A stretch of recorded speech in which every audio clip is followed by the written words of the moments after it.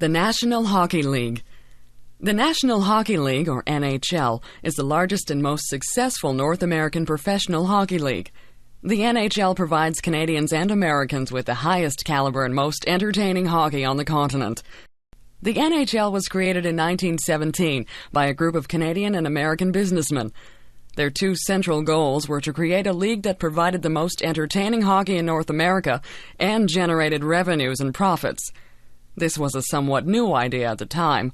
While there were some for-profit leagues in existence, most were amateur.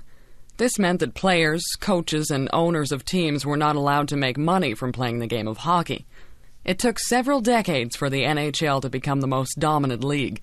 In the early days, a few professional or commercial leagues competed with the NHL for the public's entertainment dollar. Leagues competed vigorously for the best players in order to be successful and attract spectators and fans. While this was beneficial to players because they could command higher salaries, it was bad for business because owners' expenses skyrocketed. As a result, many teams and leagues went bankrupt. By the 1930s, however, the NHL remained as the only major professional league in North America. This effectively kept players' salaries down and reduced expenses. The NHL's team owners realized that in order for the league to be a successful commercial business, they would have to stop competing against each other off the ice.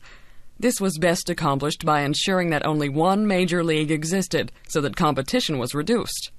To this day, the same business model is followed, and the NHL is still the only major professional hockey league in North America. For several decades in the mid-20th century, the NHL owners were extremely successful financially. They generated very high profits because, having a monopoly in the hockey market, they could limit the sale and trade of players. When players signed onto a team, they generally did so for life, and at the pay rate determined by the owner. Players were forced to accept these conditions because there were no other leagues in existence.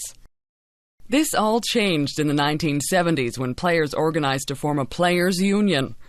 Through the collective bargaining process, players gradually fought owners for higher pay and greater rights. Today, many players are very wealthy for this reason.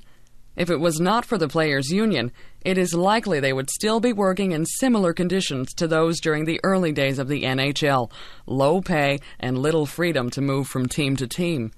With NHL owners and players cooperating, the NHL continues to be the most successful and entertaining hockey league in North America. Teams across Canada and the United States compete for the prized Stanley Cup, the most sought-after trophy in North American hockey.